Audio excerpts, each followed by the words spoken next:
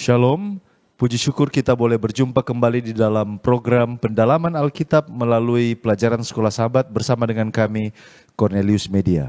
Saya sangat yakin saudara-saudara diberkati lewat pelayanan media ini dan berkat ganda akan saudara terima apabila saudara sudah membaca pelajaran Sekolah Sahabat dan kemudian menambahkan wawasan kita di dalam pengetahuan akan apa yang kita pelajari di pelajaran Sekolah Sahabat melalui diskusi yang coba kami adakan pada program ini. Itu sebabnya kami tidak bosan-bosannya dan putus-putusnya mengingatkan saudara-saudaraku untuk selalu mempelajari pelajaran Sekolah Sahabat kita supaya kita dapat mengalami pertumbuhan iman. Dan pada kesempatan ini saya Pendeta Edward Taliwongso seperti biasa ditemani oleh hamba-hamba Tuhan Pendeta Felix Gosal, Pendeta Jerry Jacobs dan juga Pendeta Widodo Purwanto. Kita akan masuk kepada pelajaran Sekolah Sahabat kita dan sekarang ini sudah pelajaran yang ke-6 dengan judul Asal-Usul Abraham. Tapi sebelumnya mari kita berdoa meminta tuntunan Allah Roh Suci. Terpujilah Engkau Bapa Tuhan kami, oleh karena sekali lagi kami dapat diberikan kesempatan untuk membaca lembaran kitab suci-Mu. Kami sangat membutuhkan pertolongan Tuhan. Kiranya kuasa Roh Suci Tuhan yang akan memampukan agar kami dapat mengerti apa yang kami baca, pelajari, dan apa yang kami diskusikan pada kesempatan ini. Terima kasih janji penyertaan-Mu boleh menjadi bagian kami. Di dalam nama Yesus Kristus kami sudah berdoa. Amin. Pelajaran Sekolah Sahabat kita dan saat ini sudah pelajaran yang ke-6, kita pelajari tentang Abraham. Dan ayat inti atau ayat hafalan yang dipilih oleh penulis pelajaran Sekolah Sahabat terdapat di dalam Ibrani 11 ayatnya yang ke-8. Karena iman Abraham taat ketika ia dipanggil untuk berangkat ke negeri yang akan diterimanya menjadi milik pusakanya. Lalu ia berangkat dengan tidak mengetahui tempat yang ia tujui. Nah, kami mau menginformasikan kepada saudara-saudara bahwa 3 pelajaran Sekolah Sahabat mulai dari pelajaran 6 sampai pelajaran 8 ini membahas tentang Abraham. Oleh karena Abraham adalah tokoh yang sentral di dalam sejarah perjalanan umat-umat Tuhan, bagaimana Tuhan mempersiapkan suatu bangsa, dan juga Abraham adalah tokoh yang sangat dihormati di 3 agama besar di dunia ini, yaitu Judaisme, Kekristenan, dan juga Islam. Kisah Abraham di pelajaran 6 saat ini bicara tentang Allah berjanji, bagaimana kemudian janji kepada Abraham, perjalanan Abraham, pembagian daerah tempat tinggal dengan Lot, lalu kemudian pembebasan Lot, kita akan pelajari juga di sana, lalu pertemuan dengan Melkisedek Raja Salem. Nah, inilah yang akan kita cakup pada pelajaran ke-6 ini. Dan tentu saja ada banyak pertanyaan yang bisa kita gali bersama-sama untuk memperluas wawasan kita. Kiranya ini boleh menolong di dalam kita fokus kepada pelajaran yang ke-6 tentang asal-usul Abraham. Baik, terima kasih Pendeta, dan sesuai dengan ayat inti kita, pekan ini Ibrani pasal 11 ayat yang ke-8, karena iman Abraham taat ketika ia dipanggil untuk berangkat ke negeri yang akan diterimanya menjadi milik pusakanya. Lalu ia berangkat dengan tidak mengetahui tempat yang ia tujui. Saat ini mari kita lihat sedikit pengertian dari ayat inti kita pada pekan ini. Yang pertama, bagaimana kita dapat memahami iman Abraham Mengingat bahwa di dalam cerita Abraham tidak diperkenalkan begitu jelas kondisi rohaninya. Tidak seperti Nuh yang diperkenalkan dia adalah orang yang saleh. Tetapi Abraham kita tidak menemukan perkenalan seperti itu di dalam Alkitab. Tetapi kalau kita buka di dalam Yosua pasal 24 ayat 2. Di sana jelas ada informasi penting yang kita bisa lihat. Berkatalah Yosua kepada seluruh bangsa itu, beginilah firman Tuhan Allah Israel, dahulu kala di seberang sungai Efrat, disitulah diam nenek moyangmu, yakni Terah ayah Abraham dan ayah Nahor, dan mereka beribadah kepada Allah lain. Jadi ini adalah informasi yang dapat kita lihat kondisi mereka saat itu pada saat mereka tinggal di Ur Kasdim. Nah, sekarang bagaimana kita dapat memahami iman Abraham? Jelas kalau kita belajar tentang iman, Efesus pasal 2 ayat 8-9, iman itu adalah pemberian Allah. Dan kalau iman itu adalah pemberian Allah, maka dapat kita simpulkan bahwa iman ini adalah kemampuan yang Tuhan anugerahkan kepada manusia untuk percaya kepada Tuhan percaya kepada sesuatu yang tidak dia pahami dan dia tidak lihat dengan mata manusia. Oleh karena itu pada saat ini kita akan lihat ada 4 tindakan iman dari Abraham yang kita dapat lihat dari Ibrani pasal 11 yang menunjukkan bahwa Abraham memiliki iman yang sesuai dengan kita lihat di dalam Ibrani 11 ayat 1. Yang pertama kita lihat bahwa iman Abraham itu ditunjukkan ketika dia dipanggil keluar dari tempatnya. Yang kedua, iman Abraham itu ditunjukkan ketika dia tinggal di negeri asing. Kemudian iman Abraham itu ditunjukkan ketika dia percaya bahwa Tuhan akan memberikan dia anak. Dan yang keempat, iman Abraham itu ditunjukkan ketika dia percaya pada saat dia mempersembahkan Ishak anaknya. Nah, kalau kita baca di ayat yang ke-13, dalam iman kita bisa melihat bahwa Abraham tidak memperoleh apa yang dijanjikan itu, tetapi hanya melihat dari jauh. Ya, itulah yang membuat dia sebagai bapa segala orang percaya. Melihat dari jauh, melambai-lambai kepadanya dan mengakuinya bahwa mereka adalah orang asing dan pendatang di bumi ini. Jadi sama seperti pengertian iman. Iman itu adalah dasar dari segala sesuatu yang kita harapkan dan bukti dari segala sesuatu yang tidak kita lihat. Dan berikut di mana Abraham mendapat panggilan untuk keluar, ya, untuk pergi ke Kanaan. Apakah dia mendapatkan panggilan ini ketika masih di Ur Kasdim ataukah nanti ketika sudah ada di Haran? Kalau kita baca informasi dalam Kejadian pasal 11 ayat 31 dan 32, kemudian Kejadian pasal 12 ayat 1 dan ayat 4, kita akan menerima atau memiliki kesimpulan singkat bahwa sepertinya perintah atau panggilan Tuhan kepada Abraham untuk pergi ke Kanaan itu terjadi ketika Abraham masih di Haran. Itu terjadi ketika Terah ayahnya meninggal dan mereka masih berada di Haran. Tetapi pada saat ini saya akan berikan 4 alasan kepada kita jika Abraham ini dipanggil untuk menuju ke Kanaan itu ketika dia masih berada di Ur Kasdim. Yang pertama, kita melihat kalimat panggilan yang ada di dalam Kejadian pasal 12. Di sana dikatakan, pergilah dari negerimu, dari sanak saudaramu, dan dari rumah bapamu. Kalau kita melihat kata-kata ini mengarah kepada Ur Kasdim, bukan Haran. Karena keluarga Abraham itu jelas berasal dari Ur Kasdim. Kemudian alasan yang kedua, Kejadian pasal 15 ayat 7. Di sana dikatakan, akulah Tuhan yang membawa engkau keluar dari Ur Kasdim untuk memberikan negeri ini kepadamu menjadi milikmu. Ini kata-kata Tuhan kepada Abraham. Jelas bahwa Tuhan sudah memberikan perintah itu ketika masih di Ur Kasdim. Kemudian Kisah Para Rasul 7 ayat 2. Di sana Stefanus mengatakan, hai saudara-saudara dan bapak-bapak, dengarkanlah. Allah yang maha mulia telah menampakkan dirinya kepada bapa leluhur kita Abraham ketika ia masih di Mesopotamia sebelum ia menetap di Haran. Jelas. Dan terakhir Sejarah Para Nabi halaman 139, panggilan dari surga datang kepada Abraham pertama kalinya pada waktu ia masih tinggal di Ur Kasdim. Jadi sangat jelas Abraham dipanggil ketika dia masih berada di Ur Kasdim. Dan kemana tempat tujuan yang akan menjadi milik pusaka dari Abraham? Alkitab dengan jelas memberitahukan bahwa Kanaan adalah tujuan mereka. Kejadian pasal 11 ayat 31 dan Kejadian pasal 12 ayat 5. Kemudian ada konfirmasi di sana ketika mereka tiba di Kanaan. Tuhan mengatakan, aku akan memberikan negeri ini kepada keturunanmu. Kejadian pasal 12 ayat 7. Nah, sekarang kita akan melihat bagaimana dengan ekspresi bahwa Abraham pergi ke tempat di mana dia tidak mengetahui tempat yang ia tuju.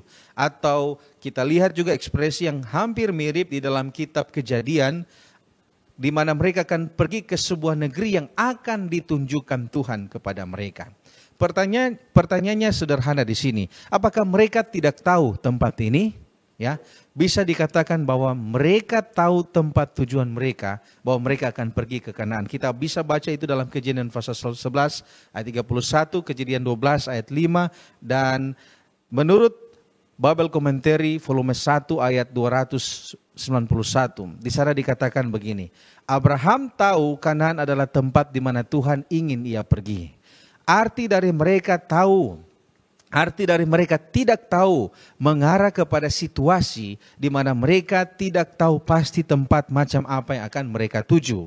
Mereka akan menjadi orang asing di tempat itu dan mereka tidak tahu bagaimana mereka akan tinggal di sana dan bagaimana Tuhan akan memberikan tempat itu. Kiranya sedikit pendalaman akan ayat tema ini akan membantu kita untuk mempelajari pelajaran kita pekan ini. Baik, terima kasih pendeta. Dan saat ini kita berpindah ke poin penting lain, yaitu tentang panggilan Abraham dan juga janji yang diberikan kepadanya. Kapan Abraham dipanggil kalau begitu? Kalau kita mengikuti timeline yang sudah ada sejak pelajaran yang lalu, maka kita tahu bersama Nuh itu hidup 950 tahun lamanya. Kemudian dia meninggal kira-kira pada tahun 2006, dihitung dari tahun setelah penciptaan, tahun 0. Dan kemudian kematian Abraham itu 2 tahun berikutnya adalah kematian Nuh, 2 tahun kemudian adalah kelahiran dari Abraham itu sendiri. Jadi Abraham lahir pada tahun 2008, karena 2006 itu kematian dari Nuh. Dan pada saat dia berusia 75 tahun, maka dia mendapatkan panggilan tersebut. Itu artinya 2008 ditambah 75 tahun, maka kira-kira Abraham mendapat panggilan itu pada tahun 2083, dihitung dari tahun 0. Nah, kemudian kenapa Abraham dipilih oleh Tuhan? Bahkan dari keturunannya muncullah Yesus Kristus sebagai juru selamat. Hal yang paling sederhana adalah setiap panggilan yang diberikan kepada orang berdosa, khususnya juga Abraham yang kita bahas di sini, adalah oleh karena kasih karunia ilahi. Panggilan itu adalah oleh karena kasih karunia Allah. Sama seperti Nuh mendapatkan kasih karunia dalam pandangan Tuhan. Dan kalau kita lihat Alfa Omega jilid 1 halaman 136 mengatakan, Abraham telah dibesarkan di tengah-tengah tahyul dan kekafiran. Sedangkan rumah tangga bapaknya, yang olehnya pengetahuan akan Allah telah dipelihara, menyerah pada pengaruh-pengaruh yang menyesatkan yang ada di sekeliling mereka. Dan mereka melayani dewa-dewa lain gantinya Tuhan. Ini di dalam rumah tangga ayahnya. Tetapi iman yang benar, kata pena inspirasi, tidak dibiarkan untuk menjadi musnah. Tuhan selalu memelihara umat yang sisa untuk melayani dia. Di sana ada Adam, Set, Henok, Metusala, Nuh, Sem dalam satu garis keturunan yang tidak terputus dari zaman ke zaman. Dan mereka telah memelihara kenyataan yang berharga dari kehendak Allah. Dari situlah muncul pernyataan pena inspirasi bahwa anak Terah, Abraham yang dimaksudkan di sini, telah menjadi pewaris dari hal itu, dari kebenaran itu. Jadi Abraham dipanggil mendapatkan kasih karunia oleh karena dia kehidupannya punya iman yang murni dalam pandangan Tuhan juga. Dan kemudian panggilan ini menurut C. Wright dikatakan bahwa ini adalah respon Allah terhadap problem yang dihadapi oleh dunia dan manusia pada waktu itu. Dalam respon Allah ini menunjukkan bahwa panggilan Allah itu tidak hanya bersifat personal, tetapi punya rencana atau tujuan Allah di baliknya. Sebab itu dikatakan bahwa Abraham dan keturunannya adalah akan menjadi perwakilan dan mediator dari kasih karunia yang Allah akan berikan kepada semua umat manusia sebagai solusi terhadap masalah dosa. Nah, kalau begitu, apa perintah dan janji yang diterima oleh Abraham? Kalau kita membaca di dalam Kejadian pasal yang ke-12, maka di sana didapati ada 7 janji yang dinyatakan. Saya rangkumkan demikian. Yang pertama, Tuhan berkata kepada Abraham bahwa aku akan membuat engkau menjadi bangsa yang besar. Kemudian aku akan memberkati engkau, yang kedua. Yang ketiga, aku akan membuat namamu masyhur. Engkau akan menjadi berkat. Aku akan memberkati mereka yang memberkati engkau. Dan aku akan mengutuk mereka yang mengutuk engkau. Dan yang terakhir adalah semua bangsa di bumi akan diberkati melalui engkau. Jadi ini adalah 7 janji. Dengan satu panggilan yang diperintahkan Tuhan kepada Abraham bahwa dia harus keluar dari tempat di mana dia berada, dari kaum keluarganya ke tempat di mana yang akan ditunjukkan oleh Tuhan. Dan ini diterima, tantangan ini diterima oleh Abraham melalui iman yang dimanifestasikan melalui penurutan yang tanpa syarat.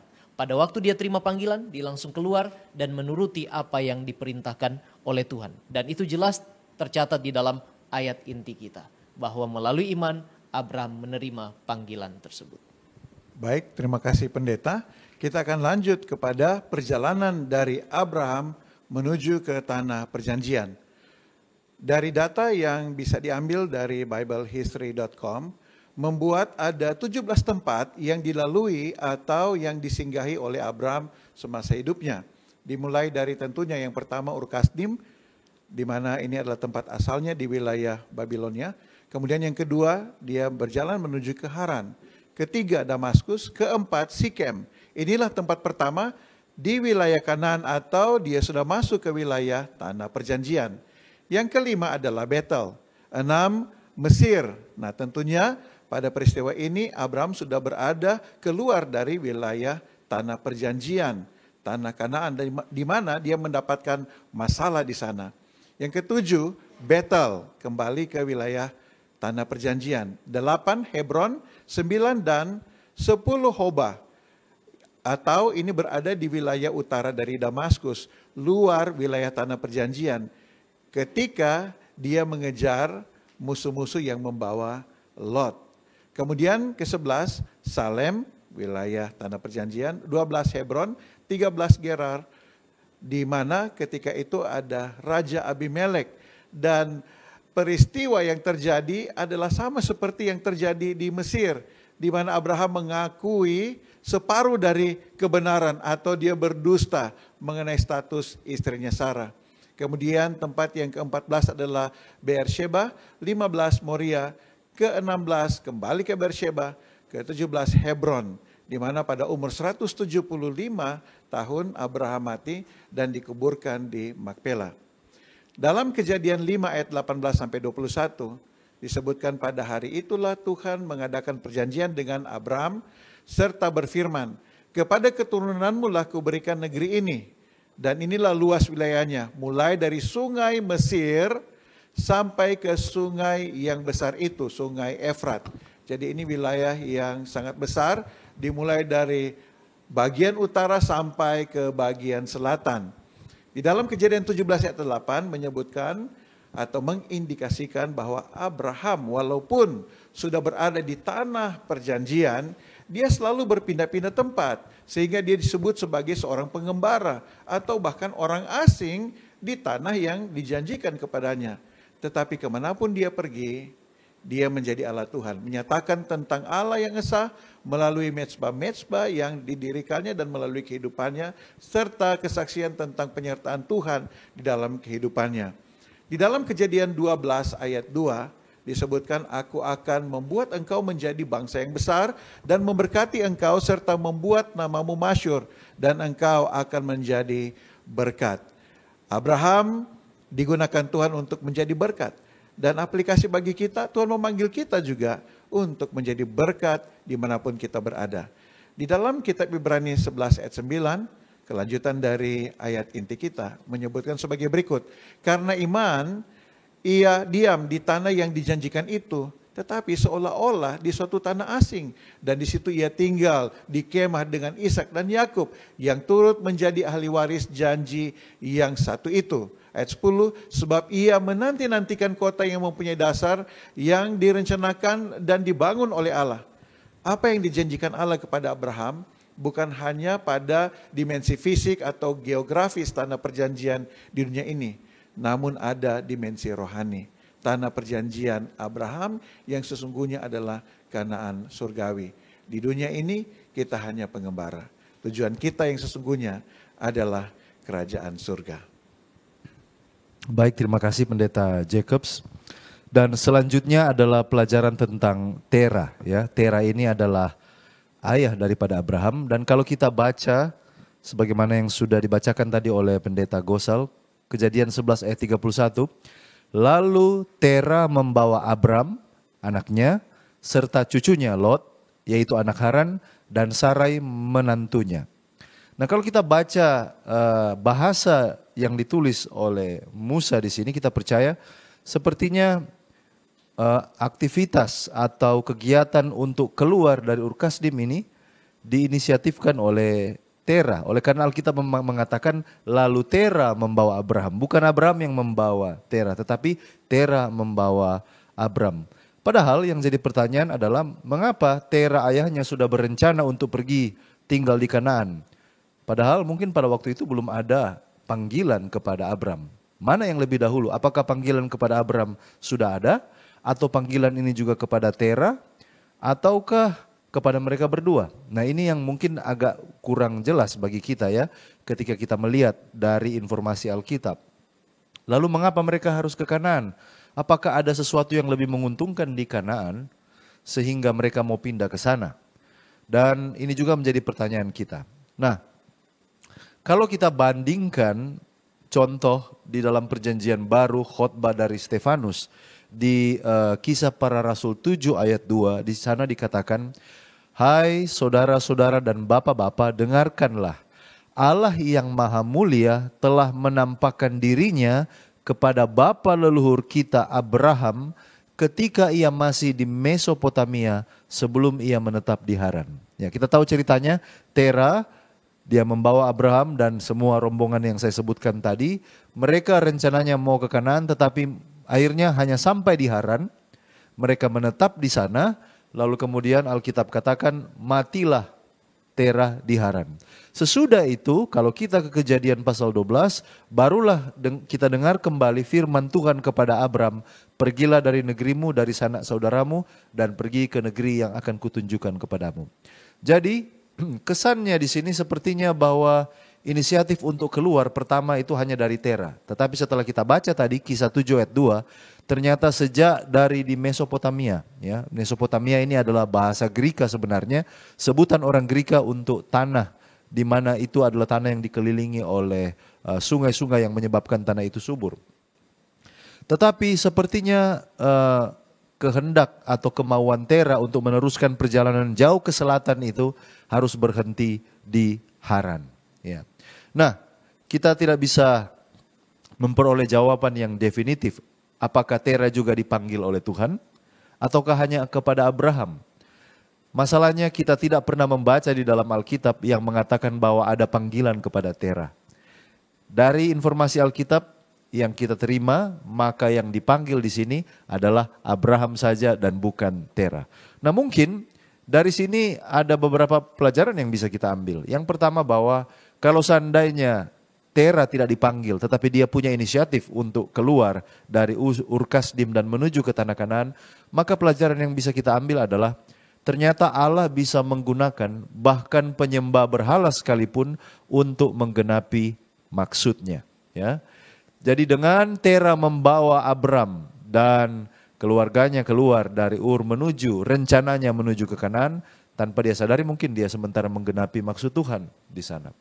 Lalu yang berikut, pelajaran yang kedua yang bisa kita ambil adalah langkah menuju kebenaran itu bertahap. Sebagaimana Abraham pertama keluar dari Ur Kasdim, tapi tidak langsung ke tanah Kanaan, menetap dulu di Haran, lalu kemudian setelah ayahnya Tera mati, dia melanjutkan menuju ke tanah Kanaan. Sepertinya langkah menuju kepada kebenaran itu bertahap, dan demikianlah cara Tuhan bekerja di dalam memanggil anak-anaknya kepada kebenaran, ya. Dari Tuhan, jadi Tuhan itu menggunakan langkah-langkah tertentu untuk menuntun Abraham keluar dari Ur Kasdim, singgah untuk beberapa waktu lamanya di Haran, lalu kemudian menuju ke tanah Kanaan. Kenapa Kanaan? Ada beberapa komentar Alkitab, minimal 3 yang saya temukan. Yang pertama, oleh karena praktek kekafiran, penyembahan berhala, penduduk di tanah Kanaan, ya, sebelum datangnya Abraham, ini menggelisahkan hati Tuhan. Dan apabila praktek-praktek ini diteruskan, maka ada kekhawatiran praktek ini akan meluas dan umat manusia akan semakin jahat. Itu sebabnya tanah Kanaan harus ditaklukkan, penduduk tanah Kanaan harus di-drive out, harus disingkirkan. Yang kedua, alasan yang kedua oleh karena tanah Kanaan ini adalah lokasi persimpangan, ya, crossroad, di mana rute perdagangan, perjalanan orang. Dan ini akan menjadi sebuah kesempatan yang istimewa sehingga umat-umat Tuhan apabila berdiam di tanah Kanaan, ini menjadi tempat persinggahan, tempat berlalu layangnya orang oleh karena alasan ekonomi, perdagangan. Ini menjadi kesempatan bagi banyak orang, bagi umat-umat Tuhan untuk menyampaikan tentang kabar tentang Allah Israel. Dan yang ketiga adalah alasan yang dipegang sampai sekarang ini oleh kaum Kristen evangelical di Amerika Serikat yang masih percaya bahwa Yerusalem akan menjadi pusat pemerintahan Allah di bumi kita ini. Itu sebabnya Tuhan menyediakan kota Yerusalem ya ini, dan disitulah letaknya, di mana mencakup di sana adalah tanah Kanan itu sendiri. Ini harus disingkirkan penduduk Kanan karena Tuhan punya rencana ke depan Yerusalem yang akan menjadi apa? Pusat pemerintahan Allah di planet bumi ini. Nah, minimal inilah pendapat-pendapat yang beredar di kekristenan sehubungan dengan mengapa Kanaan yang dipilih. Mengapa Kanaan yang dipilih, mengapa lokasi ini yang dipilih. Dan kiranya ini boleh menolong kita untuk memahami tentang Terah yang sepertinya dipanggil walaupun kita tidak menemukan ada informasi yang secara gamblang di dalam Alkitab tentang mengapa Terah yang sepertinya memiliki inisiatif yang pertama untuk keluar dari Ur Kasdim.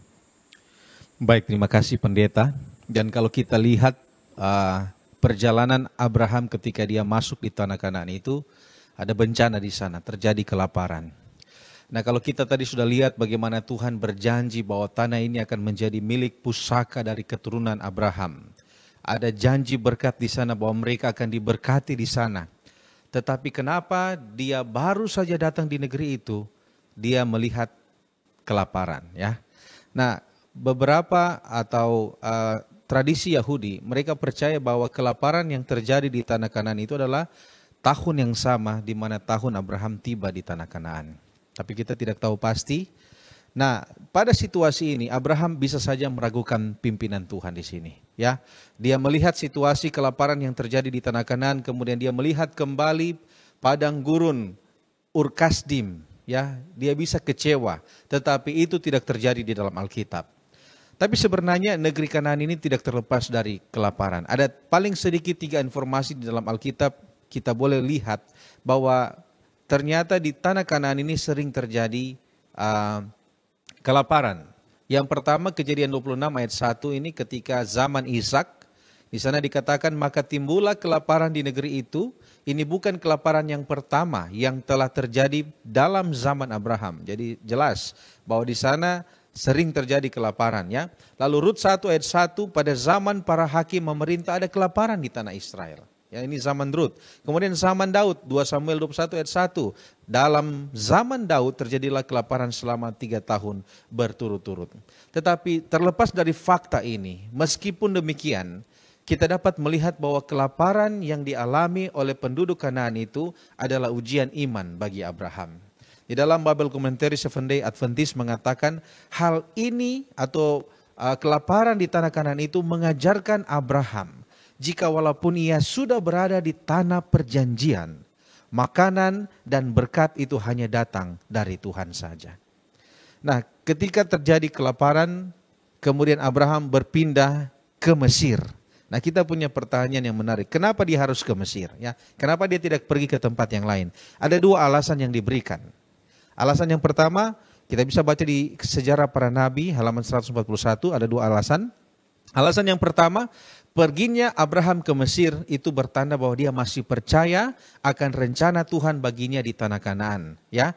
Karena kalau dia tidak percaya, dia pasti akan pulang kembali ke Ur Kasdim. Yang kedua, di sana kenapa sampai dia pergi ke Mesir? Karena dia mencari satu tempat perlindungan sementara yang paling dekat di negeri perjanjian dengan maksud kalau itu kelaparan sudah selesai, maka dia akan kembali membawa ternak, hamba-hamba dan keluarganya untuk kembali ke tanah perjanjian. Jadi kurang lebih seperti itu yang dapat kita pelajari. Kenapa sampai terjadi kelaparan dan kenapa sampai Abraham pergi ke Mesir? Bukan berarti karena Abraham tidak percaya lagi kepada Tuhan, tetapi justru karena dia masih percaya Tuhan memiliki rencana baginya. Dia tidak pergi ke Ur Kasdim, tetapi dia pergi ke Mesir, tempat yang paling dekat dengan tanah perjanjian itu.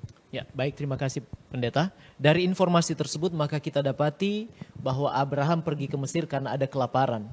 Dan sebelum ke Mesir dia menyadari satu hal, bahwa istrinya yang cantik akan menjadi satu kerugian bagi dia, yang akan mendatangkan ancaman bagi kehidupannya. Itulah sebabnya Abraham sudah berencana jahat, berdusta, kemudian ke Mesir. untuk menutupi identitas perempuan yang dibawa, bahwa dia adalah istri, kemudian sebutkanlah kamu bahwa kamu adalah adik saya. Kita melihat bahwa sepertinya tidak ada pencegahan. Allah tidak mencegah untuk Abraham berbuat hal yang tidak sesuai dengan kehendak Allah. Dan sepertinya tidak ada hukuman. Kalau kita melihat hal ini, memang didapati di dalam Alfa Omega Jilid 1 halaman 141 dikatakan Tuhan dalam pimpinannya kepada Abraham telah mendatangkan ujian ini kepada Abraham untuk mengajarkan kepadanya pelajaran-pelajaran tentang berserah, sabar, dan selalu memiliki iman. Pelajaran-pelajaran ini yang harus dicatat demi keuntungan semua orang yang di kemudian hari dipanggil untuk menahan juga penderitaan. Dan Abraham memang sengaja Tuhan izinkan mengalami hal itu untuk belajar. Dan hukuman yang dia alami adalah hukuman templakan dari Firaun. Ketika Firaun menyadari bahwa perempuan yang hendak dinikahinya ini adalah istri dari pria lain, maka dikembalikanlah perempuan itu, dan dari perkataannya kepada Abraham, ini adalah templakan yang bisa dikategorikan hukuman bagi Abraham. Bahwa orang kafir yang notabenenya bukanlah pengikut Tuhan, sekarang menyadari dan memberikan kepadanya amaran bahwa kalau saja dia melanggar hukum Allah, maka sudah pasti kutuk akan didapatkan. Dan itulah sebabnya templakan ini membawa implikasi atau pelajaran rohani bagi kita yang hidup di zaman modern ini. Pelajaran yang pertama, bahwa tidak ada manusia yang sempurna walaupun dalam panggilan Tuhan. Saya dapati di dalam kutipan seorang teolog mengatakan bahwa dari beberapa orang yang dipanggil oleh Tuhan, dikatakan mereka itu beriman tetapi mereka tidak luput dari kegagalan. Karena mereka adalah masih manusia yang berdosa. Tidak ada manusia yang sempurna. Yang kedua, tidak ada kompromi terhadap dosa. Dalam hal ini Abraham berpikir bahwa dia melakukan hal yang benar. Karena mengatakan bahwa istrinya adalah adiknya. Karena memang datang dari rumpun keluarga yang sama. Tetapi tidak ada kompromi. Dosa tetap dosa, pelanggaran terhadap hukum Allah. Yang ketiga, Allah mengizinkan sesuatu terjadi untuk mengajarkan kita dan memurnikan iman kita sebagaimana Abraham dimurnikan imannya. Dan yang terakhir adalah kita tidak bisa kehilangan pandangan iman kita kepada Allah, satu-satunya sumber kekuatan bagi kita yang dapat memberikan kepada kita kemenangan dalam berbagai ujian dan pencobaan. Kira-kira ini adalah pelajaran yang boleh kita ambil dari apa yang kita dapatkan pada pelajaran tentang Abraham berencana untuk berdusta pada waktu itu. Terima kasih pendeta. Kita akan lanjut dengan membaca peristiwa yang terjadi di dalam Kejadian 12 ayat 10 sampai 20. Di mana Firaun melihat Sarah itu sangat cantik pada umurnya yang ke-65 tahun. Tadi sudah disebutkan oleh pendeta Gosal bahwa pada kurang lebih tahun yang sama mereka masuk ke dalam tanah Kanaan. Itulah sebabnya umur Sarah beda 10 tahun dari Abraham, 65 tahun tetapi dia masih kelihatan cantik. Lalu Firaun membawa Sarah ke istananya. Di ayat 17 menyebutkan tetapi Tuhan menimpakan tulah yang hebat kepada Firaun. Jadi Tuhan yang menimpakan tulah kepada Firaun. Demikian juga kepada seisi istananya. Dari berbagai komentari tidak disebutkan jenis tulah yang ditimpakan Tuhan. Apakah itu penyakit ataupun kematian. Jadi tidak disebutkan secara detail di sana. Di dalam tulisan Ellen G. White dalam bukunya Para Nabi dan Bapa halaman 128 yang menyebutkan Raja Mesir diberitahu tentang kecantikan dari Sarah, menyebabkan dia membawa Sarah ke istananya. Firaun berniat untuk menjadikan Sarah sebagai istrinya. Jadi ini tentunya belum menikah tapi memiliki niat. Namun Tuhan dalam belas kasihannya yang besar melindungi Sarah. Tuhan melindungi Sarah dengan tidak mengizinkan akan Firaun untuk tidur dengannya. Dengan mengirimkan penghakiman atas keluarga kerajaan Firaun. Dengan cara ini raja mengetahui kebenaran dalam masalah ini. Bukan oleh mimpi atau utusan malaikat atau pelihat, tetapi oleh penghakiman atau tulah, raja tahu apa yang telah dilakukan oleh Abraham. Sehingga raja marah atas penipuan yang dilakukan kepadanya. Dia menegur Abraham dan mengembalikan istrinya kepadanya. Semoga kita bisa memiliki kejelasan tentang apa yang sebenarnya terjadi pada peristiwa ini dan boleh menarik pelajaran bagi kita. Adalah selalu baik dan selalu aman untuk meminta petunjuk Tuhan sebelum kita membuat rencana di dalam kehidupan kita. Baik, terima kasih. Selanjutnya karakter Alkitab yang akan kita pelajari adalah Lot. Ya, Lot ini adalah putra Haran, cucu daripada Terah, dan dia adalah keponakan daripada Abraham. Dia lahir di Ur-Kasdim, sebuah kota di Sumeria di lembah Efrat. Lalu kemudian dia ini adalah generasi ke-11 dari Nuh melalui garis Sem. Dan setelah Haran meninggal, Terah membawa putranya Abraham, menantunya perempuan, dan juga cucunya Lot dalam perjalanan ke kota Haran. Nah, kita tahu ceritanya bagaimana kemudian ketika Abraham dan Lot sama-sama menjadi kaya, kepunyaan mereka bertambah, lalu kemudian tiba pada satu titik ketika gembala masing-masing mulai berdebat dan memperebutkan area penggembalaan yang agak terbatas pada waktu itu. Lalu kemudian Abraham mencoba mencari solusi untuk masalah ini, mengusulkan agar dia dan Lot boleh berpisah secara damai dan memasuki wilayah baru. Nah, tentu yang jadi pertanyaan adalah kenapa Lot memilih lembah Yordan? Dan di sini disebut sebagai bagaikan taman Tuhan, tapi penduduknya orang berdosa. Ya. Taman Tuhan di sini bukan dalam arti orang-orang di dalamnya adalah orang-orang yang percaya kepada Tuhan, tetapi oleh karena begitu baiknya sistem pengairan. Dan air di zaman kuno itu adalah melambangkan kekayaan dan juga itu melambangkan sustainability, ya, artinya keberlangsungan kehidupan, dan juga itu adalah sesuatu yang diperebutkan. Dan Lot memilih lembah Yordan. Itu sebabnya Alkitab mengatakan bagaikan taman Tuhan oleh karena airnya, bukan oleh karena orangnya. Mengapa Allah tidak membantu Lot di dalam dia memilihkan daerah itu? Atau mungkin karena Lot tidak bertanya kepada Allah. Nanti kita akan lihat mengapa Lot memilih. Apakah karena dia tidak bertanya kepada Allah atau karena ada alasan yang lain mengapa Lot memilih ke lembah Yordan. Nah, Lot ini adalah salah satu karakter Alkitab yang juga populer di agama yang lain.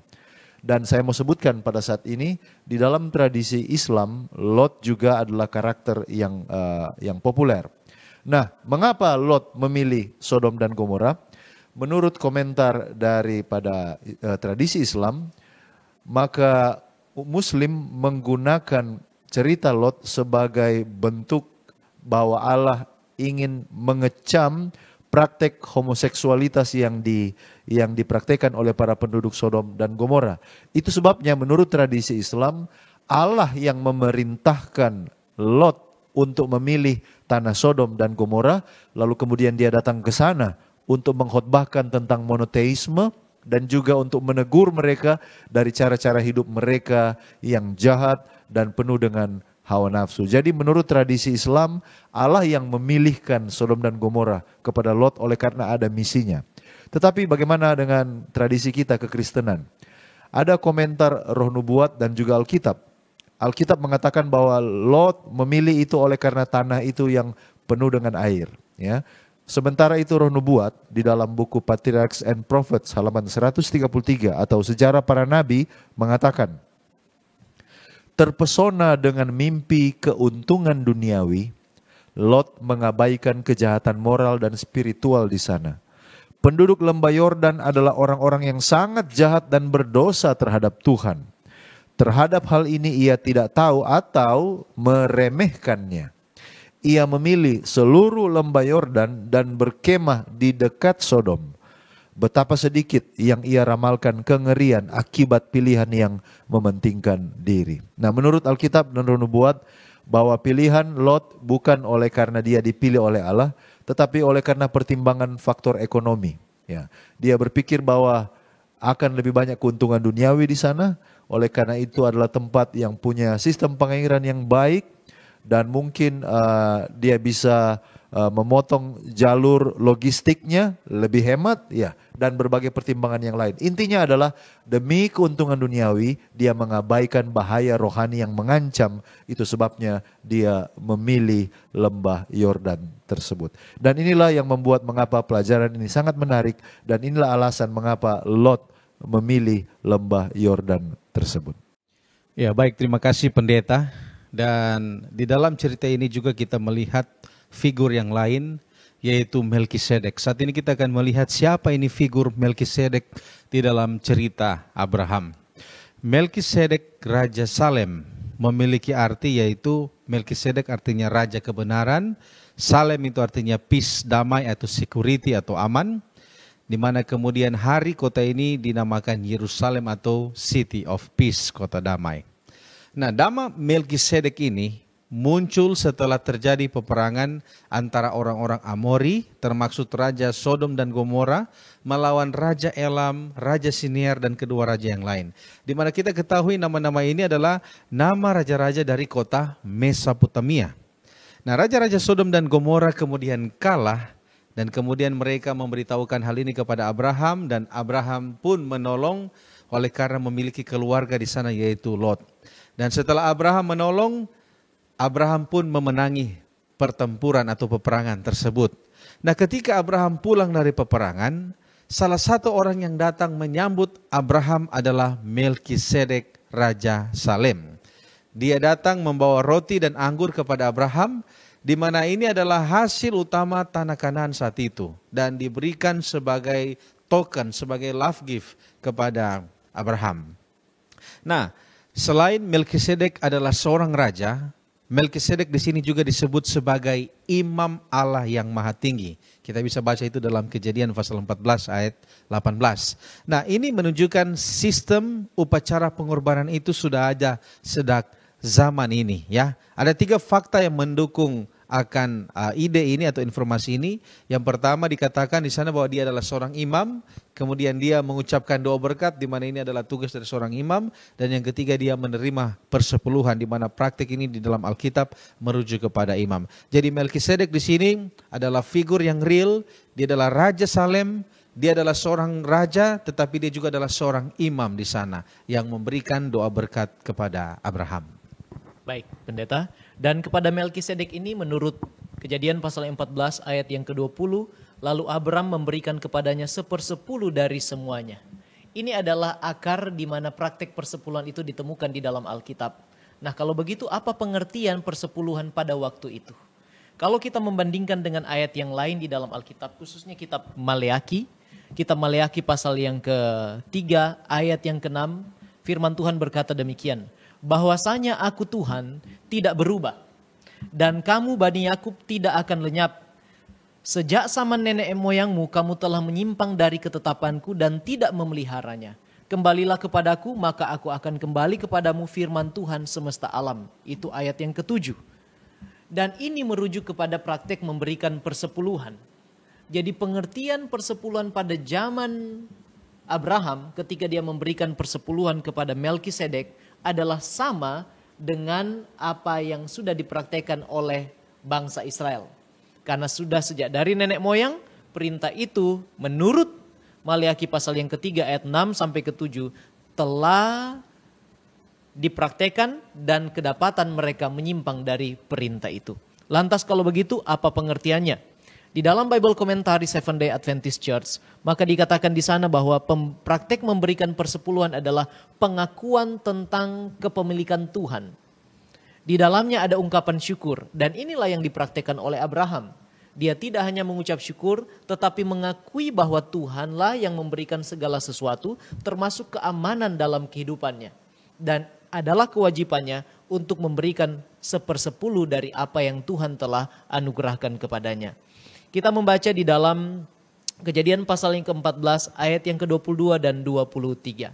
Tetapi kata Abram kepada raja negeri Sodom itu, aku bersumpah demi Tuhan Allah yang Maha Tinggi pencipta langit dan bumi. Ini adalah pengakuan. Aku tidak akan mengambil apa-apa dari kepunyaanmu itu, sepotong benang atau tali kasut pun tidak, supaya engkau jangan dapat berkata, aku telah membuat Abraham menjadi kaya. Jadi artinya Abraham mengakui bahwa segala sesuatu yang dia miliki adalah berasal daripada Tuhan. Dengan cara memberikan persepuluhan kepada orang yang ditentukan oleh Allah untuk menerimanya. Jadi ini adalah pengertian dari persepuluhan itu dari zaman Abraham. Baik, terima kasih pendeta, dan kita tiba pada penghujung dari pembahasan kita.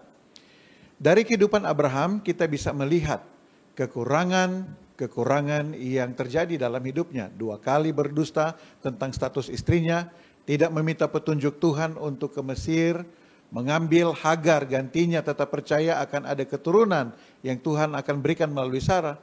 Tetapi dia selalu mendapatkan berkat, dia mendapatkan perhatian dan mendapatkan keberpihakan dari Allah kepadanya. Apa yang kita lihat di sini adalah bahkan seorang hamba Tuhan yang hebat sekalipun dapat membuat kesalahan. Namun Tuhan tidak meninggalkan dia. Ketika perjanjian baru berbicara tentang Abraham sebagai contoh keselamatan oleh kasih karunia, itu berarti eksistensinya sebagai seorang pahlawan iman hanya oleh kasih karunia dari Tuhan. Karena jika bukan oleh kasih karunia, Abraham seperti kita semua tidak akan memiliki harapan. Kita bersyukur untuk kasih karunia yang Tuhan berikan kepada kita. Kiranya kita hidup selaras dengan kehendak Allah, bergantung sepenuhnya kepadanya, menjadi alat dan saluran berkat Tuhan dimanapun kita berada. Kita akan akhiri dengan doa. Mari kita tunduk kepala dan kita satu di dalam doa. Ya Tuhan, Allah Bapa kami yang ada di dalam kerajaan surga, kami berterima kasih oleh karena pelajaran yang indah yang kami boleh pelajari tentang perjalanan dan kehidupan dari Abraham. Dia adalah seorang yang percaya kepada Tuhan, memiliki iman, walaupun belum melihat apa yang akan menjadi masa depannya, tetapi dia tetap setia kepada Tuhan. Ada saat di mana dia gagal, tetapi Tuhan tidak memperhitungkannya. Oleh karena Tuhan memiliki kasih karunia yang besar, ketika dia datang kepada Tuhan, Tuhan tidak menolak dia. Dan hal ini kiranya boleh menjadi pelajaran bagi kami. Kami boleh memiliki iman untuk percaya kepada Tuhan ketika kami belum melihat apa yang akan terjadi bagi masa depan kami. Selalu patuh dan taat kepada rencana Tuhan, dan bukan untuk memaksakan rancangan dan kehendak kami. Dan dari kehidupan Abraham juga kami bisa melihat bahwa kemanapun dia pergi, dimanapun Tuhan mengizinkan dia untuk berada, dia boleh menyatakan kebesaran Tuhan, boleh menjadi terang Tuhan, dan boleh menjadi berkat kepada banyak orang. Kiranya kehidupan kami juga akan Tuhan pakai, dan kami bersedia untuk menjadi saluran berkat Allah Tuhan untuk mewartakan keselamatan kepada orang-orang yang ada di sekitar kami. Dan kami boleh belajar satu pelajaran bahwa kehidupan kami di dunia ini hanyalah pengembara, hanyalah sementara. Kiranya kami tetap setia kepada Tuhan.